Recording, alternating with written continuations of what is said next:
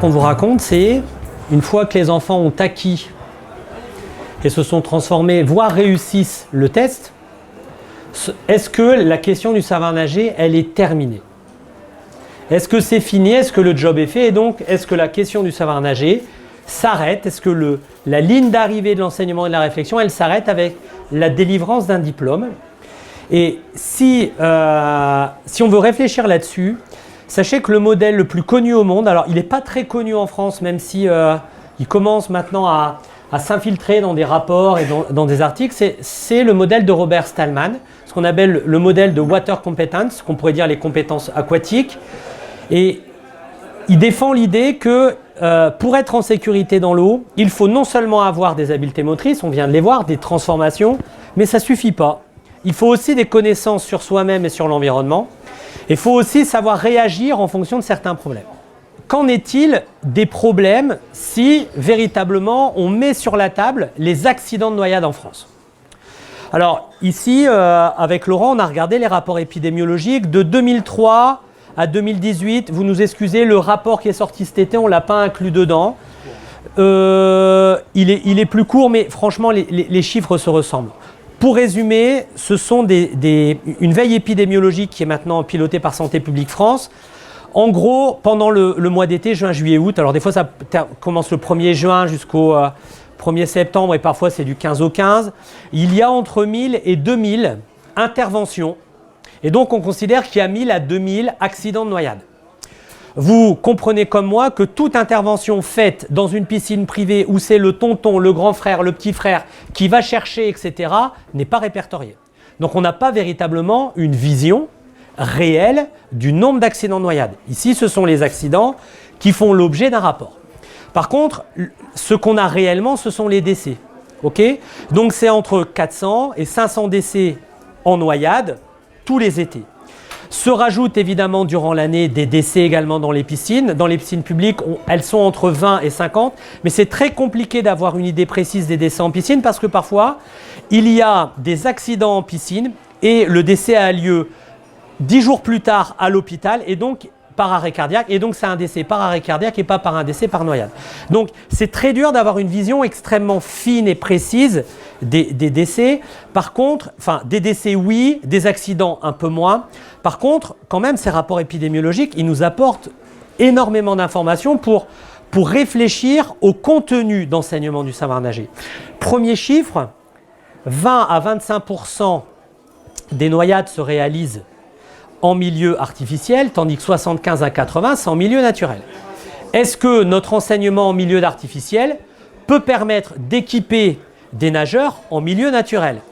On y croit tous très fort, mais la question se pose quand même. Deuxième information importante, qui sont les populations vulnérables en fonction des contextes? Quand on regarde, dans les milieux artificiels, les piscines privées notamment, et heureusement un peu moins publiques, il y a beaucoup moins de noyades en piscine publique qu'en piscine privée, ce sont les enfants qui sont très en danger dans les milieux artificiels. Dès qu'on bascule sur des 12 ans, des pré-ados et des ados, c'est le milieu naturel qui pose problème. Et si vous voulez, ce que Robert Stallman a impulsé dans la réflexion il y a environ 15-20 ans, c'est en 2008, c'est qu'en réalité, les programmes d'enseignement de la natation, ils doivent être influencés par les causes de noyade. Et si on regarde les causes de noyade des enfants, on se rend compte que chez les 0,5 ans, donc chez les tout petits, trois causes qui sont à peu près équilibrées en termes de fréquence. Défaut de surveillance. Bah évidemment, un enfant qui ne sait pas nager, s'il est surveillé, il ne se noie pas, même s'il ne sait pas nager. Deuxième cause, la chute. Troisième cause, dans le rapport, il ne savait pas nager. Alors, il ne savait pas nager ne veut pas dire il n'avait pas de test, c'est il ne savait pas nager, quelque chose d'un peu intuitif. Donc, on se rend compte que chez les 0,5 ans, le ne pas savoir nager est amplifié par des défauts de surveillance, etc. Dès qu'on bascule sur les 6-12, vous voyez que le ne sait pas nager est encore quelque chose d'important. C'est-à-dire que les enfants se noient parce qu'ils ne savent pas nager, mais aussi combiné avec d'autres causes. Et vous voyez qu'il y a des premières causes du jaune qui apparaît courant épuisement. Ça veut dire que le milieu naturel commence à apparaître progressivement. Et à partir de 13 ans, Et jusqu'à 65 ans et plus, la cause principale n'est plus « je ne savais pas nager ». Dans le dernier rapport de 2023, dans 90% des cas, la cause « ne savait pas nager » n'est pas mentionnée dans les rapports. Ok? Donc l'interprétation qu'on en fait, c'est que savoir nager ne se limite pas à un test en milieu artificiel, mais savoir nager, ça veut dire aussi être capable de s'adapter et avoir des connaissances minimales pour s'adapter. Et le modèle de Stallman, il est, je trouve, enfin moi personnellement, je trouve assez intéressant pour ça. Non pas pour construire des progressivités, mais pour vérifier que on a bien scanné et voyagé dans les 15 compétences qu'il juge primordiales pour pouvoir être en sécurité dans l'eau.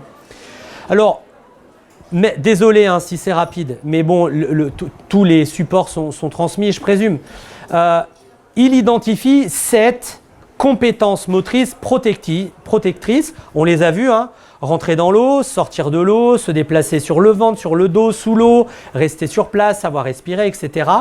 Et il rajoute, par rapport à ces 7 compétences motrices de protection, il ajoute que, vous voyez ici, je vous en reparlerai tout à l'heure, d'être capable de les utiliser même dans des contextes qui changent un peu. Ok? Donc là, vous avez ici une simulation de la vague qui est faite en piscine. Et ces adaptations qui peuvent se faire par des simulations comme ça, ou en mettant un t-shirt, en négociant, ou de faire au moins une séance avec un t-shirt trop grand pour ressentir ce que veut dire savoir nager en étant habillé, tout ça évidemment se réalise à partir de connaissances de soi, de l'environnement, etc. Et moi, alors là, c'est d'un point de vue tout à fait personnel, quand on prend le modèle de Stallman et qu'on regarde ce qui s'enseigne en natation scolaire, moi, je pense que on leur apprend à rentrer dans l'eau. Maintenant, leur apprendre à rentrer dans l'eau de différentes façons, il n'y a pas beaucoup de monde qui le fait. C'est-à-dire être capable de sauter dans l'eau pour essayer de descendre le moins possible. D'accord? Parce que parfois, on saute et il n'y a pas de fond. Comment on fait pour ouvrir le mètre couple? Au contraire, comment on fait pour descendre le plus profond possible, de jouer sur ces contrastes? Ça se fait, mais pas tant que ça.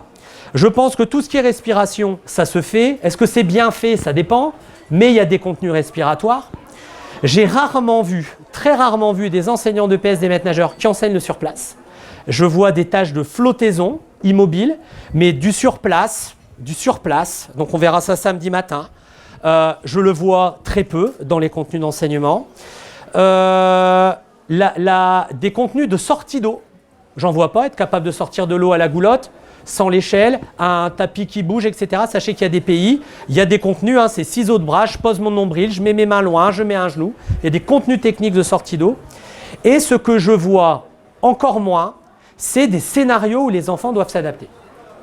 Alors que, eh bien, sachez qu'il existe des modèles théoriques, je vais pas m'attarder, mais il y a de plus en plus de collègues dans le milieu de l'éducation physique parce que le savoir nager est rentré dans le champ d'apprentissage numéro 2 et le champ d'apprentissage numéro 2 en CO, c'est l'adaptation, en escalade, c'est l'adaptation et donc en natation, c'est l'adaptation.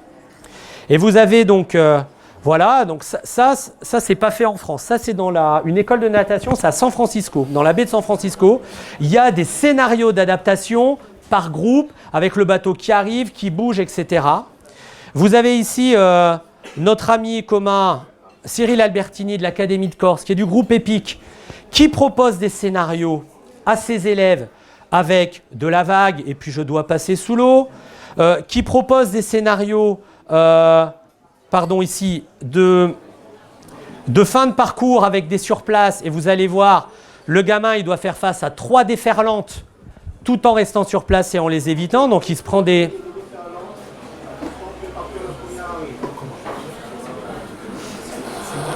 Ok, donc les enfants disposent de l'attestation de savoir nager en sécurité. Le savoir nager ne s'arrête pas là. Et là, vous avez Régis Fayobos. Alors lui, il va loin. Régis Fayobos, il va loin. C'est avec des troisièmes. Alors là, elle part, elle est aveugle. D'accord, elle a un masque, elle ne voit rien. Elle part du principe que ces enfants de troisième vont dans les rivières des Alpes, qui sautent dans des rivières, il y a du courant, qu'on peut être emporté. Et lui, il se dit, bon, ils savent nager, mais moi, je vais faire des scénarios dans le champ d'apprentissage numéro 2. Je vais les perturber, ils ne vont pas voir clair pendant un moment, ils vont tourner sous l'eau. Et l'élève ici, alors c'est la fin, hein, je vous raconte la fin, la ligne d'arrivée du cycle. Elle doit accepter une belle chute arrière hein, d'un plot. Faites-le, vous allez voir, ça fait quand même un peu peur. Il y a un tapis qui passe au-dessus, il y a un plongeur de sécurité. En dessous, elle doit tourner 2 fois en arrière, sans toucher le tapis. Donc on va voir la vidéo sous l'eau.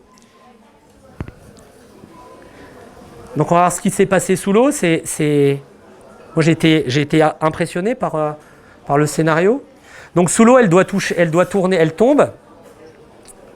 Ok. Il y a un tapis qui arrive au-dessus. Elle doit tourner 2 fois. Désorientation. Elle doit trouver une zone de sortie. Donc elle doit toucher le tapis pour sortir. Et ensuite, c'est le courant du jet d'eau qui la guide. La règle, c'est je vais dans le sens du jet d'eau. Donc on met par là, on vise par là, et elle réussit si elle a des sensations de courant pour aller au bout. Donc tout ça pour vous dire que ça commence, le passage d'apprendre à nager à la piscine pour faire un transfert dans le milieu naturel, eh bien ça se fait. Alors, pour conclure avec Laurent, on vous lance, si jamais vous n'osez pas nous poser des questions, on vous lance des perches. Ok ? Donc on ne va pas y répondre maintenant parce qu'on aimerait que vous pouvez nous poser d'autres questions, mais parfois on est timide, on n'ose pas poser les questions. Première question, est-ce que tous les matériels, tous les dispositifs matériels sont pertinents? Est-ce que mettre des brassards, c'est la même chose que mettre une ceinture, qui est la même chose que mettre une frite, qui est la même chose que mettre une perche et jouer avec? C'est une question qu'on vous pose. Nous, on a nos idées là-dessus, mais il y a une vraie réflexion. C'est-à-dire, je trouve que la question matériel, pas matériel, elle est un peu binaire parce qu'il y a quand même des matériels, enfin des outils qui fonctionnent. Dans certains cas, pas pour tout le monde, et il y a des outils peut-être qu'on peut critiquer, mais peut-être tout mettre dans le même sac, c'est un peu une réflexion grossière.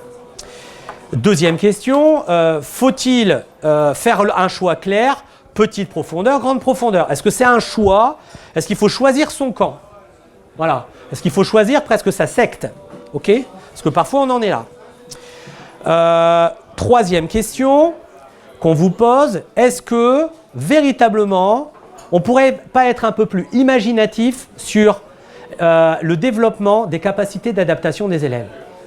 Est-ce qu'à un moment donné, dans un parcours, ils ne pourraient pas avoir un choix en plein milieu? Est-ce qu'on ne pourrait pas leur proposer un scénario dont ils connaissent le début, mais pas la fin? Et ils doivent trouver des solutions. Est-ce que là-dessus, vu l'ingéniosité qu'on a dans énormément d'APSA, est-ce qu'on est obligé de se réduire à des déplacements vers l'avant, vers l'arrière, sur le ventre, sur le dos? Est-ce qu'on n'a pas les ressources, franchement, d'ingéniosité dans notre profession pour pouvoir proposer ça? Ok? Et puis, dernière question. Vous l'avez déjà vu, peut-être vous le faites, donc ne soyez pas vexés puisque vous êtes beaucoup à le faire. Combien d'enseignants en 6e perdent 1 à 2 séances à faire passer l'ASNS à tout le monde? Donc on perd une séance. Voire 2, pour dire à la fin, toi tu l'as, donc il est content, et un autre, toi, bah, t'es pas bon, donc super pour le faire revenir. Est-ce que véritablement, il n'y aurait pas d'autres façons de faire pour vite dispatcher les élèves dans un groupe sur une piste verte, une piste bleue ou une piste rouge, voilà, sur des petits parcours? Et est-ce que véritablement, la première séance, c'est le moment idéal pour faire passer ce test? Est-ce que ça vaut le coup de perdre une séance quand on n'a que 7 séances? Pour terminer, puisqu'il me reste 10 minutes, toutes ces questions sur les pratiques professionnelles et toutes, finalement, les points faibles qu'on pourrait identifier dans la manière d'enseigner, je ne résiste pas à l'opportunité qui m'est offerte de vous raconter un projet qu'on mène à l'Université de Lille pour essayer de détecter les points forts des curriculums de formation et les points faibles des curriculums de formation. Le projet s'appelle ALPHAC, Aquatic Literacy for All Children. La littératie aquatique, c'est protéger les enfants tout en leur donnant envie de s'engager. C'est ça la littératie aquatique. Et en gros, ce qu'on fait, c'est qu'on fait un PISA du savoir nager. Vous connaissez tous le PISA. Vous savez tout que le PISA, c'est les maths, les capacités de communication, de savoir lire, écrire, etc. Et la capacité à utiliser des contenus scientifiques dans des problèmes concrets. Sachez que ça s'appelle la littératie de lecture, la littératie mathématique, la littératie scientifique. Et donc nous avons inventé la littératie aquatique. Et la littératie aquatique, c'est ça, c'est protéger les enfants tout en leur donnant envie.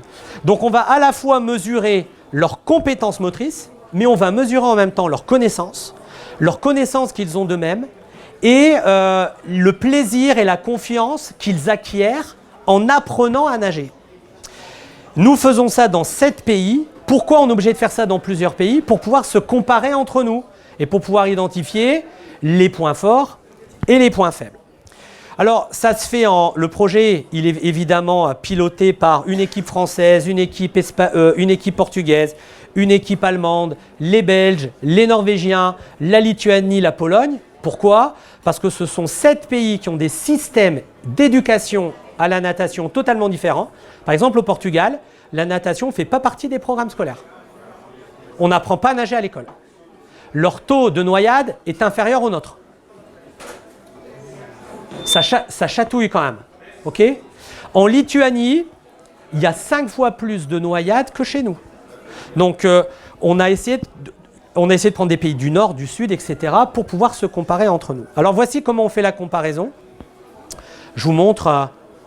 D'abord, on va dans les classes. On fait passer des questionnaires aux parents, des questionnaires aux enfants. Et le type de questions qu'on leur pose, vous voyez, on leur propose une tâche comme ça. On leur dit, si on te met un tapis au grand bain et qu'on te demande de remonter, est-ce que tu sais le faire? Réponds bien, parce que la semaine prochaine, on le fait. Donc, on mesure la connaissance, l'auto-estimation, d'accord? La capacité de s'auto-estimer sur des tâches. On les questionne aussi sur, vous connaissez des questionnaires avec des échelles de Likert, sur le plaisir, la confiance, etc. On utilise des tests qui ont été éprouvés, validés, et on vient de passer 1 an à tous les tester, et ils fonctionnent. On les questionne également sur leur perception des risques, c'est-à-dire qu'on leur met des petits scénarios comme ça, et les petites scénettes sont grossies, puis on leur demande, selon toi, quel est le niveau de dangerosité? Pas du tout dangereux, un petit peu dangereux, puis on se rend compte évidemment qu'en fonction du niveau de l'élève en natation, sa perception est totalement biaisée par son propre niveau. On réalise des tests, alors un peu comme tout à l'heure, très séquencés, entrée, sortie, sur place, rotation, nager sous l'eau, flottaison. On leur fait passer voilà, des tests là-dessus, ok. Là, ils vont passer sous l'eau. Mais le test que j'ai envie de vous montrer, ce n'est pas celui-là. En faisant passer des tests tâche par tâche sur le modèle de Stallman, on va être capable de dire en France, en surplace, on n'est pas bon. Pour nager sous l'eau, on n'est pas bon. Par contre, nager sur le ventre, on est bon. Les Norvégiens, dans leur ASNS, c'est 2 minutes de surplace. 2 minutes. Argument, quand on tient 2 minutes et qu'on est un enfant, on bascule dans le process aérobie. Donc quand on tient 2 minutes, on tient bien plus. Donc en faisant 2 minutes, le gamin, c'est bon. Eux, ils ont une problématique, c'est que les noyades se font sur les lacs gelés, qui creusent, etc. Chaque gamin, une fois dans sa scolarité primaire, va se baigner dans l'eau froide. Pour le vivre une fois et ne pas se faire surprendre. Ok? Donc j'espère que samedi matin, on a demandé samedi matin que l'eau soit à 16. Ok? Pour vraiment vous faire vivre de la natation à l'international. Ensuite, on s'est posé la question pour tous les gamins qui ont un niveau minimal dans chacune des tâches. Ils sont tous capables de nager 5 mètres sur le ventre, sur le dos, 2 mètres sous l'eau, ils tiennent en surplace 5 secondes, etc. On a voulu mesurer leur capacité à traiter de l'information et à s'adapter. Donc on s'est creusé la tête. Et ça donne ça. Le gamin, on lui met un t-shirt, il saute. Donc, ils ne savaient pas, on met tous. Alors, tous les gamins auront un t-shirt qui arrive à mi-cuisse. C'est pour la plupart la première fois qu'ils nagent en t-shirt. Ils sautent en faisant l'hélicoptère, rien de nouveau, hein, on perturbe un peu, etc. Il arrive dans l'eau et il va devoir faire un surplace. Donc, il ne doit pas avancer de plus d'1 mètre, sinon il échoue. Il va devoir faire un surplace bras hors de l'eau, donc ce n'est pas la même chose. Et avec ce bras, il doit montrer le tapis qui est en train de montrer son évaluateur. C'est-à-dire que si l'évaluateur il montre le tapis là-bas, il doit faire ça. Mais si l'évaluateur il montre le tapis qui est là, il doit faire ça. Donc par son bras, il démontre 2 choses. Il est capable pendant 5 secondes de faire un surplace avec seulement 3 appuis. Donc il est capable d'appeler au secours. Et il sait prendre de l'info visuelle et la traduire en acte. Ok ? Ensuite, classique, il va nager sur le ventre, il va passer sous un obstacle, là il échoue. Dans le consortium, il y a eu un grand débat et on a fait les tests, c'est-à-dire qu'on a mis au lieu de mettre le cerceau, on avait mis deux perches, donc, au gros, puis il sort après. Et en Norvège, en Pologne, ils ont dit mais c'est nul ça, il ferme les yeux, il nage, il remonte. Il ne prend pas l'information pour ressortir. On a testé avec un cerceau, un gosse sur 2 se plante. Aucune prise d'information avant de sortir. Et puis la dernière chose que je voulais vous montrer, c'est que le gamin, quand il arrive ici, il est devant la première sortie. Il est devant la première sortie. Et quand il arrive à la première sortie, s'il sort là, il y a 1 point. Et là, on lui dit, tu peux choisir, qu'est-ce que tu choisis? Tu marques 1 point ou tu veux marquer plus? Et s'il décide de marquer plus, mais qu'il fait une erreur entre les 2 autres sorties, il retombe à 0. Autrement dit, dans le parcours, les 15 premiers mètres, avec t-shirt, etc., sont standardisés, donc on va pouvoir tout comparer. Mais la suite, c'est lui qui écrit le scénario. Et donc, on a ici un test où l'enfant fait des choix. Suis-je assez frais pour continuer ou dois-je arrêter? Et on s'est rendu compte qu'il y avait beaucoup d'enfants qui s'arrêtaient au premier. Il y en a beaucoup qui se plantent entre le premier et le deuxième. Entre le deuxième et le troisième, il commence à avoir moins d'erreurs. Au début, on a fait 3 puis 4 sorties. Puis on s'est rendu compte qu'une fois la minute passée, une fois que pendant 1 minute, ils sont capables de s'adapter à tout ce qu'on fait. Alors, ce que je ne vous dis pas, c'est que pendant les 2 tapis, on siffle, ils doivent passer en dessous, au-dessus, un peu comme la SNS, à part que ce n'est pas un surplace, c'est des petites immersions. On s'est rendu compte qu'au bout de 1 minute 20, tous les gamins qui arrivaient à tenir 1 minute 20 tenaient 2 minutes. Donc, pour des raisons pratiques, on a réduit le test, parce qu'au bout d'1 minute, à force de faire tout ça, en fait, c'est suffisant. Et tous les gamins qui allaient à la sortie 3 arrivaient à la sortie. Alors sachez que on vient de passer un conventionnement avec la Seine-Saint-Denis pour faire ces tests. Donc on va faire passer les tests en Seine-Saint-Denis dans le cadre des actions de la DIJOP sur les Jeux Olympiques et tout l'engouement qu'il y a eu depuis 2017 autour des actions du savoir nager, etc., auxquelles certains d'entre vous font certainement partie. Et donc l'idée, d'abord à l'international, c'est de comparer les points forts et les points faibles dans les pays pour faire bouger un peu les lignes sur peut-être des choses qu'on oublie. Donc moi j'ai des hypothèses. Le surplace, on ne va pas être bon. Je pense qu'on ne va pas être bon.